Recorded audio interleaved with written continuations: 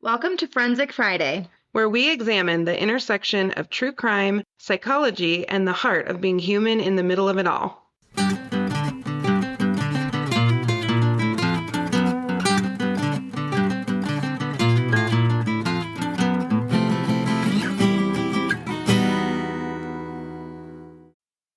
Well, hello.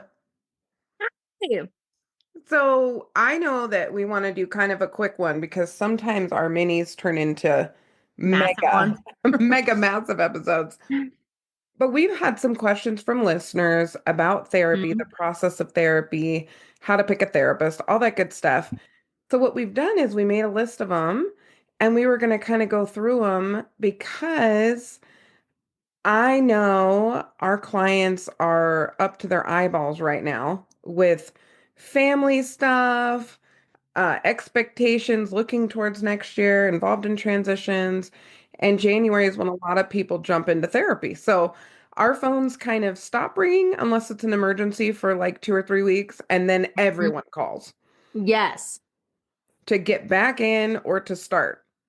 Or I feel like even before Christmas, like when the holidays are starting up, Yep. I get a lot of same day crisis calls. Yes. Well, I called my therapist, and I know you're in therapy. So Yeah.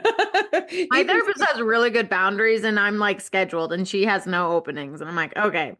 that's incredible. Mine, I'm kind of like prairie dog that just pops up every once in a while, like, hi. And then if I need more consistent care, she'll give it to me. But I know I called mine, so it's a time of year that a lot of people are hurting. And then I think in January, a lot of people turn the page. Even if you're not a New Year's resolution person, which is really, that's not the best way to set a goal anyway. We can help you with goal setting. It's not that. No. But a lot of people start to think this is the year. This is the year I'm going to get into therapy. And if that's you, Nat and I want to help push you over the edge to get you into some therapy. So we're going to give you like the quick tips. Yep. Quick tips, hot takes for how to navigate therapy. It can be scary, It's really nerve-wracking. I remember you sitting in know? the waiting room of my therapist. How do you feel when you sit in the waiting room of your therapist? Oh, girl, mine's online. Oh, so you at least get to be home. My avoidant attachment shows up even with my therapist That's or how I hilarious. picked my therapist. That is hilarious. Yeah, she's licensed here and Uh-huh. in Florida, but she lives in Florida. Okay, that you have not told me this, and it makes so much sense. Oh yeah, no, my avoidant attachment is like, oh yeah, I'll get a therapist that I don't ever have to see in person. Okay, at some point, you know you're going to graduate into in-person therapy with Yeah, someone. probably. You're like, I'm not there yet, Janine. Don't come for me. You're not my therapist. Fair enough. Fair Yep. enough. So more people are in therapy now than ever, than I've ever seen. Ever, ever, ever, which is so exciting. But I think because there's so many therapists and so many approaches and so many ways of doing things, it can be kind of overwhelming.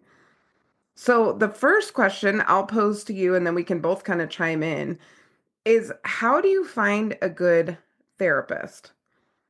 That is a really good question. It's actually, in my opinion, kind of hard to initially. Mm-hmm. So one of the things that I tell a lot of people is ask some of your friends who you know who've done therapy, right? Referrals and recommendations, word of mouth is always a good way to Mm-hmm. find someone who might be a good fit for you.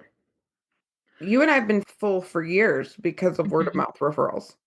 I don't do my own marketing. Mm-mm, same. Well, and it's kind of like, okay, let's talk about how do you find a good hairstylist? Mm-hmm. Well, there's a couple pieces. Word of mouth. You find somebody whose hair looks great and you ask them where they get their hair done, Mm-hmm. right? And that's the same with this. If you have someone in your life who seems to be coping well or they communicate especially well and you know they're in therapy, find out who their therapist is. Or if you've seen a big shift in them, like Yeah. if you're a good friend of someone and you've seen them just handle conflict differently, set healthier boundaries, and you're like, I want some of that. Yes. Go Go talk. get some of that. Go to their therapist. Yep. And really, therapists, the same therapist can see friends as long as there's not a conflict of interest, which means if you're beefing with your friend, you and your friend probably should not see the same therapist. Yeah, don't go to the same therapist. Don't go to the same I therapist. know of a therapist who did that. Oh, 100%. So messy. Oh, it's so messy. It's so messy. And if you're a therapist, be cautious before you take on a whole group of friends because one time I walked into a coffee shop and I saw four of my clients having coffee together, and luckily there was no beef. So there was no beef in the streets, there was no conflict of interest. But it is something that you have to be mindful of. You want this to be your safe space. One of the things I wanted to touch on is the different levels and qualifications because people get these confused all the time. So you have folks right out of school who, depending on the state, are called, licensed professional counselor candidates. That's in Yep. Colorado, LPCCs, or unregistered psychotherapist used to be what it was in Colorado. Now that's still used in some other states. Yep. But you have your folks who are basically pre-licensure, and they're usually Yep. under supervision. Yep. And there's pros and cons to all of these levels. A pro to that level is they're typically a little bit more affordable. Yep. They're under supervision, so they have help if they need help overcoming something or if you guys get stuck. The con, obviously, is they just don't have as much experience and they may not have a clear lens or approach yet. Then we have licensed professional counselors, which is what Nat and I are in Colorado. It's a licensed whatever in your state. Overseas, I can't even take a stab at it. Yeah, We let's have not a even very try. large presence in Finland, which I find fascinating. I know, I saw that. I know they love us in Europe. We got a lot of people in Europe. So That's great. we love all you Europeans. We don't Hey, know what the if you're in Europe and you are listening to this episode, let us know what your licensed people are called. Yeah, that would be super helpful because I actually don't know. I want to know. I mean, we could Google it, but it's more fun when you guys interact with us. Yeah. Pros and cons of licensed folks are a little more expensive, a little more seasoned. Sometimes though they can operate as kind of an island, and that's not always great. So if they're totally off on their own, sometimes they're not continuing their education, They're or not getting they may or may not. feedback. Yeah, they may or may not be getting feedback on how they're doing. And Yeah. therapists get a little crusty on their own, to be They frank. do. They do. You And just need their, people. yeah, yeah. Their boundaries get a little funky sometimes. Absolutely. So I'm always a fan of somebody who has a community around them, and you can usually tell maybe they're in a group practice or whatever. Then you have psychologists, and the biggest thing people confuse is a psychologist and a psychiatrist. So a psychologist has a PhD, and then they can also be a licensed psychologist or a licensed counselor. Sometimes it's a PhD and they're a licensed counselor. They basically have a little bit more education. The thing that's interesting about PhDs is they can do deeper testing. So they have access to some assessments that even licensed professional counselors can't access. Um, but sometimes they have a little bit less training in the actual art of therapy. So if you have Mhm. really deep things, or if you've tried a lot of therapists and you've had trouble finding the right fit, you might be better off with a licensed professional counselor with a lot of experience Yeah. over a newer psychologist in terms of just straight therapy experience. Yeah. But for testing, psychologists can do a lot more than we can do. Yeah. And they're also they're fairly expensive. That's the other thing to consider. Psychologists are more expensive than licensed professional counselors, not by a ton, but usually Hmm. a little bit. Yeah. But again, if they're just doing assessments, Yes. that might be No, okay. that's true. Yeah. The other thing is then you have your psychiatrists. And psychiatrists are wild. I love them. I've known a couple really great ones. There's also psychiatric nurse practitioners, which I've told you guys that's who I would go see myself is either primary care or that before I would go to a psychiatrist. But psychiatrists are wicked smart. They're medical doctors and they can prescribe. They don't typically do a ton of therapy. They generally don't have a lot of bedside manner. Again, No. gross generalization, but this is in my own experience. And so that's not typically your best week to week therapist for financial reasons, but also in terms of just experience. Would you agree with that? Yep. Yeah, that's something that we run into. And there's exceptions to all of these rules, by the way, but this is just a general. general thing.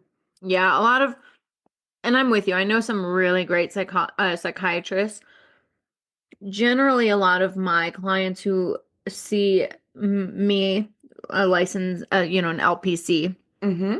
and also psychiatrist, they tend to feel like another number, Yeah. which is a bummer. But psychiatrists, they do great work, and I'm not against Mm-mm. medication when people actually need it. Yeah. Um, I think sometimes those psychiatrists just throw spaghetti at the wall and see what sticks. Yeah, absolutely. Not Yes. all, not all. Mm-mm. And that's why we talked about potentially starting with your primary care who knows your full history, or Yeah. even a nurse practitioner. Sometimes they have a little bit more experience Well, and with sometimes, different meds. yeah. And sometimes they actually work, they have partnerships with psychiatrists. Mm-hmm. And so that's always the best too. I've heard of really great psychiatrists who work alongside primary care physicians. Yes. And then there's like, that release of information. So then the psychiatrist can have your information. But, those are the psychiatrists who really, really, really want to do the deep dive and want to do it really well. Yes, I would And they agree. are out there, but you gotta be mindful, just like being mindful with therapists, Yes. you know? The single biggest predictor of having success in therapy is what we call the therapeutic alliance or rapport. Mhm. So, what that means is how you feel in your sessions with your therapist and how you feel about that therapeutic relationship is going to have a huge impact on your success in therapy. And it's not modality, it's not length of time, it's none of that. The number one is therapeutic alliance. So while it's important that they have the approach that you want and maybe they have the training that you want, how you feel in the room with them or on the screen with them is the number one predictor of success. Yep. So you got to find your person. And I'm sorry if you have to kiss a few frogs first. Don't actually kiss Hmm. them. We know people have done that. It's not a good idea. Yeah, It's don't act. illegal. That actually is illegal. But yes, that's just something to keep in mind. So, Nat, for you, what are some of the pros and cons of choosing a newer clinician versus a more seasoned clinician? Because it's a definite choice and not an obvious one necessarily. Hmm. Well, like you said, I think cost can go a really long way. Mm-hmm. I think the pros of picking a seasoned clinician is you're probably going to get someone who's going to be, in my opinion, more direct. Mm-hmm. They might be able to get to what's causing some of the reasons that you're in therapy a little quicker. Mm-hmm. Um, and the seasoned clinicians I know just don't pull punches. They don't pull any. There's a TikTok. We post the videos sometimes, but there's a content creator on TikTok I think he's actually a psychologist, but Oh, he's so funny. he cracks me up because he'll have like year one therapist who's like real prim and Yep. proper, year five 5 year. therapist a little bit, 10 years in, they're like, whatever, you know? Mhm. They like sit down and they're like, so how did and whatever Exactly. behave, And at Thanksgiving? I love that characterization because they're good in all the stages. A newer clinician has fresher experience, fresher research, fresher education, and they typically score assessments the most accurate is when they're brand new. Yep. That's what I was gonna say. So brand new Hmm. therapists are gonna be super, super, super mindful, and seasoned therapists should be too. They But should be, but new not everybody therapists, learns like us, Nat. If you're a therapist listening to this, mhm, keep learning. We have to yes, keep learning and stay yeah, current. yeah. But new therapists, I think, are way more um mindful of procedures, standard procedures. Yep. They are going to follow every page Yes, to a T. And I think that is a pro. I think that's really good. I think sometimes seasoned clinicians get too comfortable. I would agree with that. So, Um, Also, though, what Nat said about seasoned clinicians just getting right to it. I'm such a practical clinician that yes. I really appreciate that. If you're spending $100 a week, that would be a very affordable therapist in the state of Colorado. But if Hmm. you're spending $100 a week on therapy, $400 a month, you want somebody who's going to be able to do something. Yeah. get in there. Get to. You may not be done super fast because there's different approaches, but you Yeah. want to feel like you're moving. Hmm. Well, and I was gonna say sometimes with seasoned therapists, because we get to the we tend to get to the root quicker. Yes. Sometimes our people aren't ready for that. And actually that they might want to see someone who is newer, who's going to take a little bit more time getting there, for their own process. I've Yeah.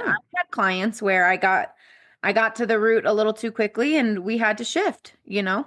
Yes. Yeah. And if you're a real sensitive person who needs, I don't know, just needs time to wrap your head around things, sometimes a newer therapist, it's actually kind of beautiful because you can take your time. Well, and if you're not used to therapy, like if you've never done Yes. therapy before, Yeah. a newer therapist is actually going to be a really good fit Mhm. because they're gonna be a little bit slower. Like they're gonna Yes. take things, I should rephrase that. They're gonna take things a little bit slower. Yes. And I think sometimes I have clients come in, they're like, I've been in therapy my whole life. I'm so frustrated. I'm like, I am the therapist for you because Yeah, we're going to get in there. I'm going to be we like, will move. what did you do? Who did you talk to? Mm-hmm. What exactly didn't work? Like, we're going to get in there. And I love doing that. That's one of my Yes. favorite things. Same.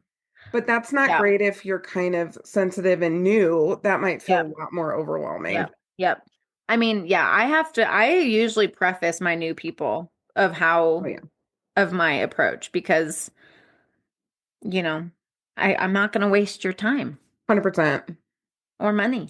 No, absolutely not. I'm gonna tell you the thing, and sometimes my people are like, "Yeah, that sounds great," and then I do the thing, and they're like, "Ah, that's too much," and I'm like, Ah, I do not love this. Slow "Yeah, down. yep." How do you know, Nat, if therapy's working? What do you think? How do you know if therapy's working? Well, that's a loaded question. I think Hmm. a few things. Working is a loaded word in in some ways. Work, I know it is a Yeah. loaded word. Um, I think a few things. Well, one, a lot of times people will come in to therapy and I see this more in couples than individuals, but I still see it in individuals. Hmm. And things will get harder before they get better. For sure. So their language is usually, I feel worse than I did before, but it's because we're uncovering Yes. things that we've worked our butts off our whole lives to keep covered. Mm, So sometimes that's a sign that you're doing work. I shouldn't say that it's quote unquote working, but that you are doing the work mm, that probably has needed to be done for a long time. yes. I think once you start to find your way out of the hard part, because sometimes, again, best and worst quote of therapists is it gets worse before it gets better. Hmm. Once it starts to get better, I think individuals start to feel more in line with who they are. They Yes. have more confidence in themselves and their character. Mm, They set boundaries. yep. They get out of relationships that are really toxic. Yep. Um, and they start to build if this was a problem before, they start to build a community around them that's a healthy community. Mm. Well, and a therapist should always be working their way out of a job. So the goal in Yeah. therapy is not to build dependence. No. It's to build a really strong alliance. And then when it's time to separate, which we're going to talk about in a minute, Mm-hmm. then you can separate in a really healthy way. And the therapist is fine with it ending, but Hmm. also the client feels excited and empowered to be Hmm. embracing the world. And so Yep. I think that's super important. I also think, Nat, you're somebody who lifts weights and does all that kind of stuff. I think one of the ways you know therapy is working is if people in your life start noticing a difference, and sometimes they notice before you do. Uh-huh. So it's kind of like when you're working out and you go see your family and they're like, "Oh my gosh, like your arm muscle's getting huge," or whatever. Yeah.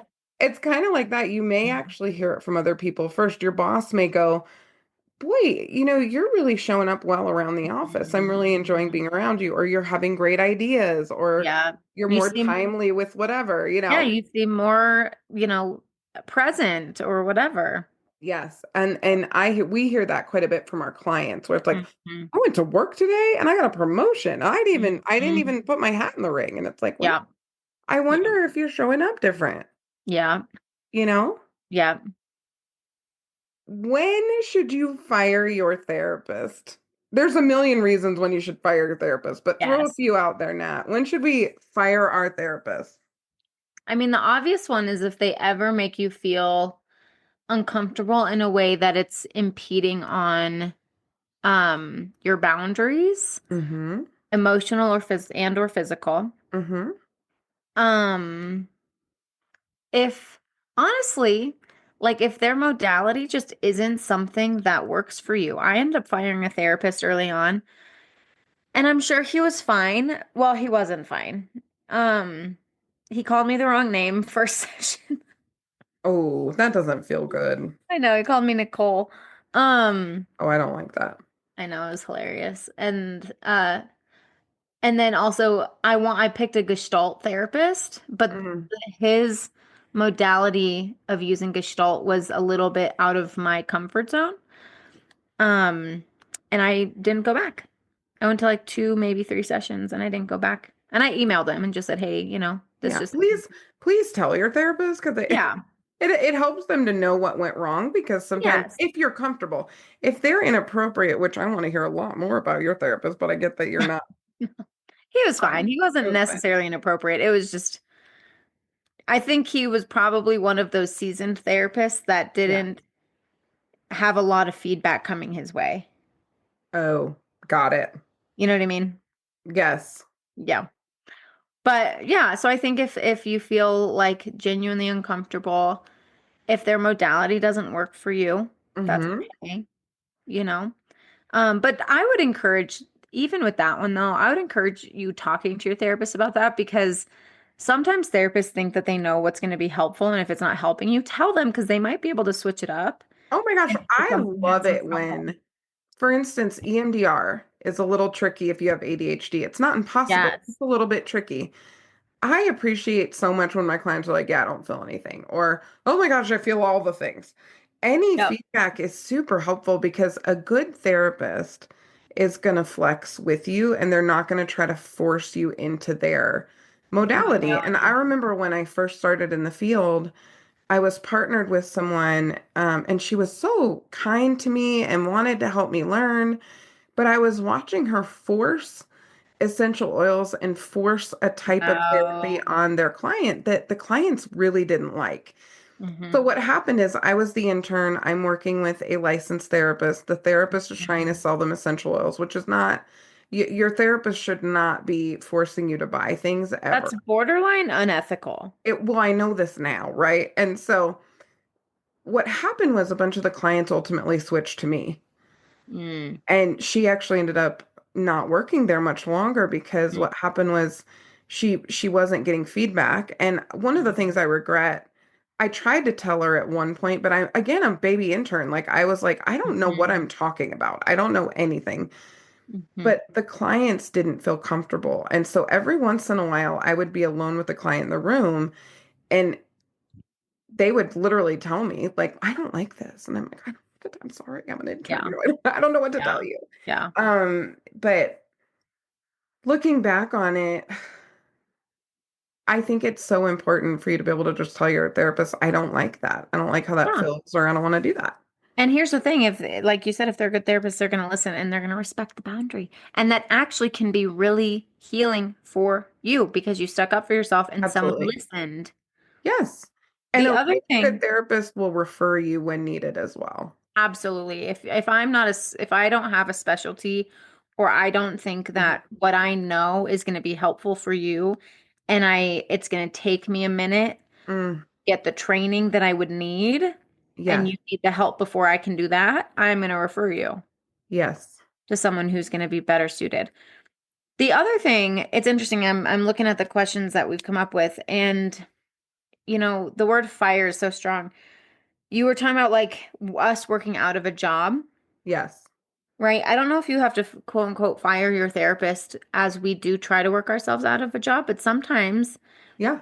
there's a point where you either move into what I call maintenance, right? And I'm Yeah. like, hey, you're good, We can go to every other week or or you got my number. exactly. Call me if you need a maintenance session. Call me if something comes up. But like, I don't think you need Yes. this space anymore consistently, Yes.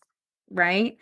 And if you're feeling that, right, oftentimes us as therapists, because we're weird and self-deprecating, we'll say like, hey, if you ever feel like you're ready and I'm not saying the thing, you can fire me. But I think it's more of like, Yes. hey, just let me know I'm feeling pretty good. Yeah. And a good therapist is going to say, you know what? I feel the same way. Oh, a good therapist is going to take any feedback Mm-hmm. that you give them and they will sit with it. If they Mm-hmm. cannot sit with it or if they get defensive, that Mm-hmm. is a therapist that has not done their own work. And you really should Correct. consider working with somebody else. Correct. I think one of the things I've tried with clients that has worked really well is sometimes I'll say something like, you've been doing really well for a long stretch here. What if we Yep. try going every other week and just see how it feels? And we can always go back to weekly. And Yes. I very rarely had people have to go back to weekly. They were ready. They were Yep. just a little bit scared to bring it up for whatever reason. And, Mhm. you can work your way out in a really kind and compassionate way. Yes. I You have know? people who I still see, but it is few and far between. They're in maintenance and they'll say, and it's funny, I'll say, okay, like, hey, how about you let me know when you want to schedule? And Hmm. part of it, I think sometimes for them is the security blanket of having a therapist. Absolutely. And so, I'm not going to ever push someone out my door, Mm-mm. unless I really am just like, dude, you're like literally done, You're or done. move. Yes. But I have people who are like, can we just keep it to like every month or every 6 weeks? And if, you Hmm. know, and if I feel like I'm good, maybe I'll text you the week before or whatever. And Yes. I'll say, I'm like, yes, but therapists should be working themselves out of a job. If you feel like you're Yes. getting better, talk to your therapist about it, Yes. right? But that doesn't mean, here's also what sometimes happens is someone's like, oh, I think I'm getting better. After like 2 months of therapy. Yes. And that's just probably because you're feeling better about Yeah. yourself. You may be having a mood shift, or Yep. maybe you feel like you have tried it and so now you're done, which Yep. ultimately you have a right to stop Do at whatever. any point. You Yep. have a right to get a second opinion. Even our court ordered clients have a right to request a second opinion. I think what you're saying is so good, Nat, that I think the therapy should always be grounded in the idea that you're becoming more and more healthy and independent, you as a client. Yes. And a good therapist is not threatened by that. No, they're proud of that when they see it show up in Mhm. you. And if They're your excited for you. therapist treats you like you're paying their mortgage, then they're having a hard time. So Yeah. you just have to, you're not responsible for any part of that. Yes. Yep. Um, I put some inflammatory words in here on purpose because I think it's just interesting to Okay. talk about. But Yeah. I was thinking about good therapy versus kind of lazy therapy. And therapy can be lazy on both people's parts. And Yes. I think sometimes both people shift into a lazy therapy Yeah. dynamic. So, what I mean when I'm saying lazy therapy, and then I want to know what you think, Nat, we joke sometimes about needing a gossip session instead of a trauma session. So, Yes. every therapy relationship is going to sometimes go up and down. Like, we have a really deep piece that we work on, and then we just need to laugh a week and talk about the week. That's all very normal. But if every single week all you talk about is the prior week and it's not tied to something you're working on in yourself and tied to you Yep. sharing that with other people Yep. besides just your therapist, Yep. you're actually developing a really dependent friendship with a copay, Yep. which isn't okay. And the therapist, that doesn't mean a therapist is trying to abuse you or use you or anything like that. It just means both people have sort of forgotten what we're here for, Yep. Yep. which can Exactly. happen. Yeah. What do you think about that, Nat?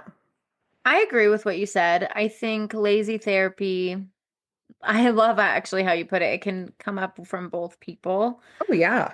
I think I'm going to go both sides of the street here. I think when a client comes in and a sign for me of quote unquote lazy therapy when it starts from the client's perspective Hmm. is when a client doesn't want to go deep.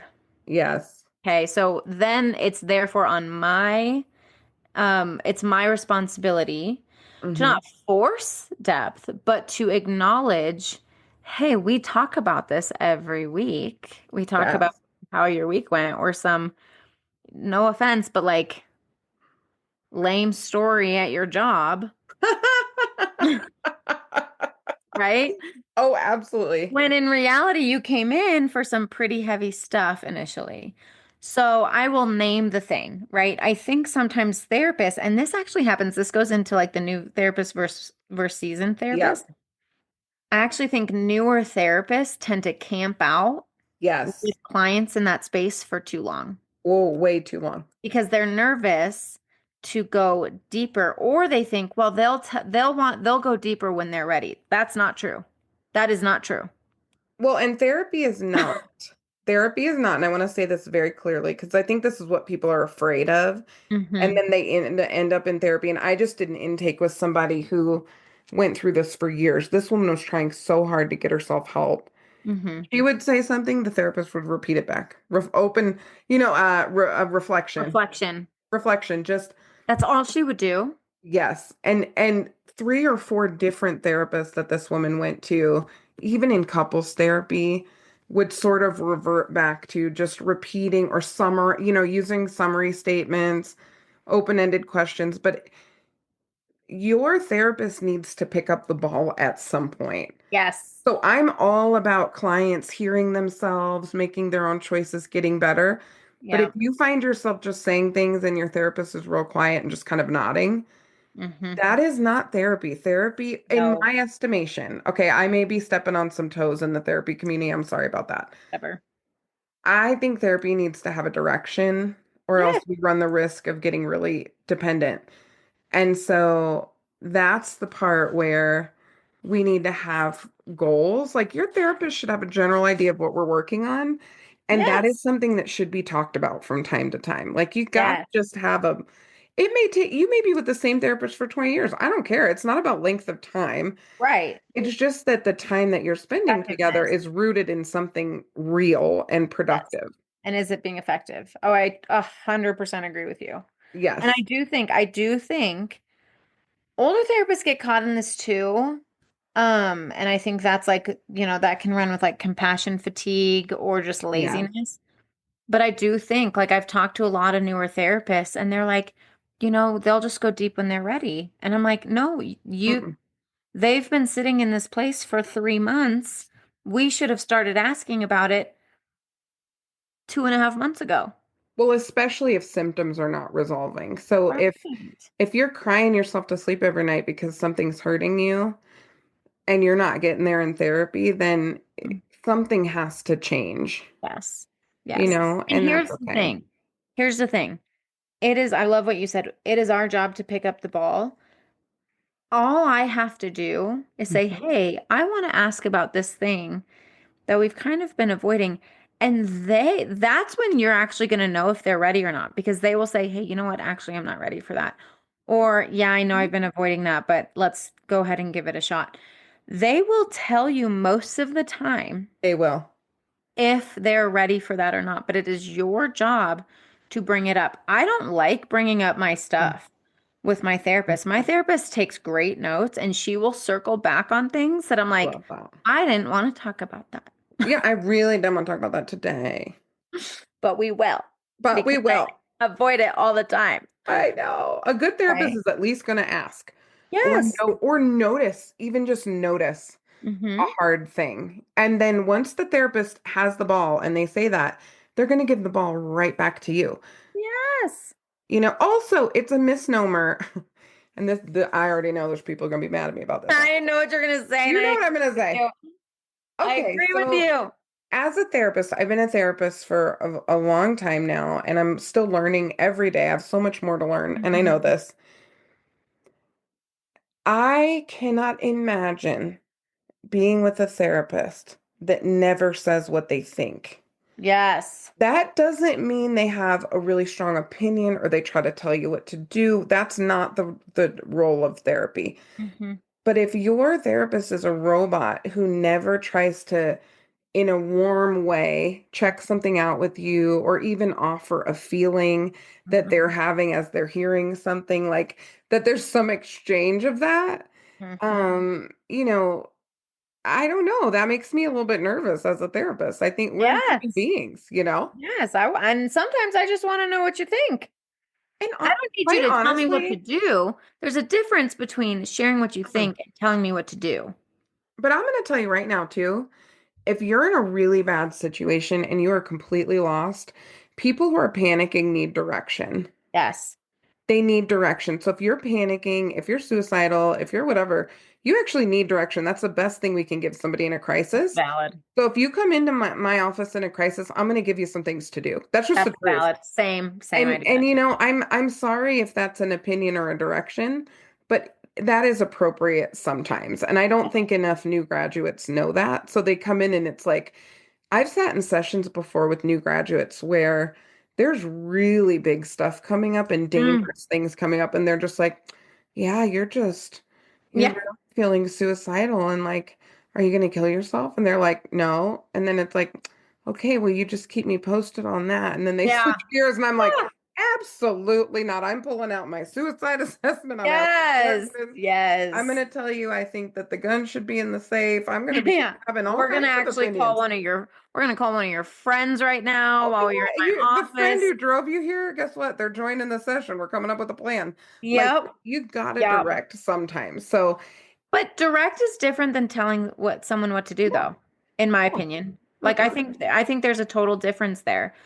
yeah, If if you come in and you're like, should I break up with my boyfriend or girlfriend or not? I'm not gonna say like yes or no, unless there's like some significant stuff, then I'm gonna say oh yeah, yeah, and totally. like you're on fire. Yeah, But if if you're like, I'm just unsure, we're gonna explore the unsureness, 100%. yeah, yeah. Right. But you come in and you say, well, they're abusing me. What should I do? I'm gonna say, we're gonna figure out a way to keep you safe, Mm, you I love know? that. I And love that's when that you so get more much. direct.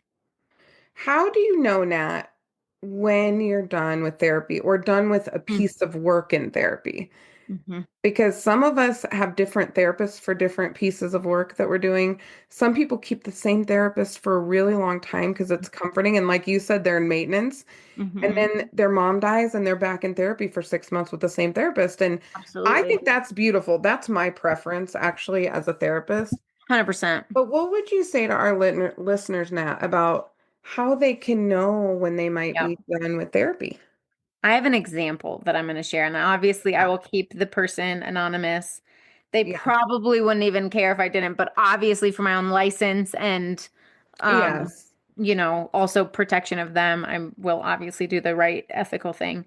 Yes. I actually worked with this individual for years. They worked with me when I was at my first job, and then they switched over with me. Mm. And their whole thing was like, well, I've been working with you this whole time. I don't want to go to anyone else. Mm-hmm. So they switched over with me when I moved to Southeast, and there was one day that we signed on to our session, and they were hybrid, either in person or computer, it didn't matter. Yeah. And they signed on to a session. I just asked how they're doing, and I could kind of feel it, as a Yeah. therapist. I was like, we're getting to a really good spot. Yeah. A lot of the triggers have subsided. They still Mm. come up, but we have coping skills. Oh, And yeah. so as a therapist, I was getting to a place. So I think we were bi-weekly at this point, maybe even every 3 weeks. Yeah. And they were like, yeah, I went to my workout thing. And after my workout thing, a couple of the guys and I went and got some, like boba tea because this individual also found their sobriety during treatment. I love that. Um, And they were like, and we actually, a couple of the other guys were also in recovery. And I didn't know that until we went and got, bobas together. And this person started off with like no same, I'll just share that this was a guy, Yeah. no male friends, only like was super codependent in relationships and all this stuff. So no real community. No real community, wasn't really taking care of themselves, was not in recovery.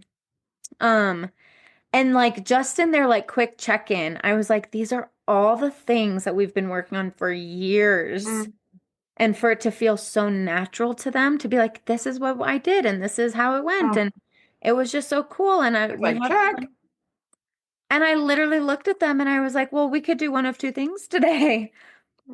You're done. So we could end today and I won't charge you, or we can talk about kind of what's next. And, of course, they were like, I want to talk about what's next. I don't want to leave yet. I know. But they were done with therapy. And sometimes I'll get a message every so often from them just saying how they're doing. Um, and they'll say, I know, I really want to come in for like a maintenance session, but they never do. And I'm like, I'm not worried about it. No, and that is something that is so beautiful. Yes. There's nothing like a good, we call them terminations, which always sound Uh, insane, I know, but but they're there's so great. nothing better than a positive, healthy, mutually decided on termination. It's the Yeah. best. It's the best when both people are feeling really good about you just flying into, Yes. It's just wonderful. yeah. It's wonderful. Couple real quick hot takes. A really good therapist is going to disagree with you with some frequency. They're going to play Yes. devil's advocate. They're going to Yes. challenge general broad statements that you make. Mhm. That is a good therapist. They're not trying to frustrate you. They're brave enough to disagree with you or Yeah. to ask hard questions. That's great. Yes. And challenge your perspective. Yes, and it's The okay to thing. tell a therapist if they're going in too hard. You can say, Absolutely. um, hey, I don't agree with you. That's okay. Absolutely. That's totally okay. A I've good had therapist I've can had be clients wrong, tell me that. but it's brave, I Yes. think, for therapist and client Yes. to stay in the present and ask hard questions and give good feedback both Here's the ways. thing. If your therapist doesn't, Mm-mm. there's not going to be a ton of growth. Yes. Yeah. Part of, unless it's like for grief, but still with grief, Yeah. Even then. um, if a therapist isn't challenging you in some way, the thoughts, the ways that you were thinking, Yes. your perspectives are most likely part of what brought you to therapy, Yes. and they need to be looked at. Yes. And if a therapist isn't challenging some of those perspectives that brought you there, then you're going to do the same thing. You're going to live the same way. You just now have a venting session. Yeah. You have a venting session with somebody who agrees with you all the time. Who doesn't want that? Yeah. Also, I don't want that. That sounds this will terrible. torture relationships too. Can I just tell you? If you go to therapy and you complain about everybody in your life and you have a therapist, I would call this a lazy therapist, but you have a therapist who just agrees with you. They don't take into account anyone else in your life. Everybody needs a boundary. Everybody needs a whatever. I'm telling you right now, that's not great. It's not great. You want a therapist who's going to go, I wonder how that might have an effect on somebody that you love. I Yes. wonder what the response will be. Like you need somebody who's working Yes. with you in a way that may Mm. or may not be popular every time. Well, and here's my famous phrase with my people. Some people have said, "Hey, I don't like that." Mhm. I'm like, "Okay, I'll say it differently then." Yeah. Um, but I'll usually tell people, I'm like, especially if they're coming in. Again, some works different. Yeah. But if you're coming in because you're like, I keep ending up in the same situation over and over and Hmm. over again, I would be the worst therapist in the world if I didn't say, my friend, Oh, you are you learned that from me. you are your own common denominator. Preach. Preach. No, the part you learned from me is I'm the worst if. Oh yeah, I 1000% got I that part. love that so much, but you're right. That is Mhm. a good freaking therapist. Yes, you are your own common denominator, and I'm sorry, not every dude you date's an asshole.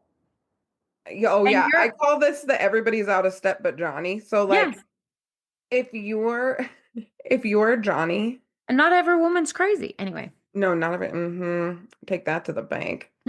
No, we really do need this. And I was gonna say more about actually, you know, if women should see male therapists, female therapists, whatever, it goes back to rapport and fit. So I'm Yeah. not gonna go too deep into that, but it's Oh, go with what you're comfortable with. Also, if you bring your child to therapy the way you know you yes. have a good play or child therapist, they are not going to tell you everything. They're going to have some kind of relationship with you, but they're not going to tell you every single thing. Mhm. And they're not going to agree with everything you say. And that's great. It's good. You are literally paying them to take good care of your child. Give them a little room to do that. Yes. That's it. That's for Lisa. Throw that out for the Lisas And of the all of our world. kids' therapists. All of our kid therapists, just Um, give them room to work, people. yes, part of the problem might be the fact that you are a little bit too involved into things that the therapist can really help with and just trust Yeah, the process. absolutely. If there's big concerns, obviously ask the therapist, obviously. Obviously. But if you're like, hey, so what'd you talk about today? Don't ask that question. No, absolutely. If they're a good therapist, they will tell you the concerning things that need to be reported. Yes. Yes, they will. And you have to trust them, and that's rapport. Yes. Everything comes back to rapport. Yes. I hope this was helpful for you guys. If you have questions, you can DM us. Hmm. We hope you enjoy your holidays and that you have the support that you need. But if you're looking to kick this whole therapy thing off in January, hopefully this gives you some helpful tips. Yep. So thanks for joining us. We have a lot of stuff for you this month, and we Hmm. will see you next week. Actually, wait, we'll see you Friday. Friday. Yeah, I don't know what you're talking about next week. No, we're gonna see you Friday for like a jam-packed episode. Y'all, John Benet Ramsey on the good Friday. one. It is a good one. So we will see you Friday. As always. Bye, forensic friends. I'm Janine. And I'm Nat. And as always, thanks for listening and join us next week for more crime, psychology, and heart.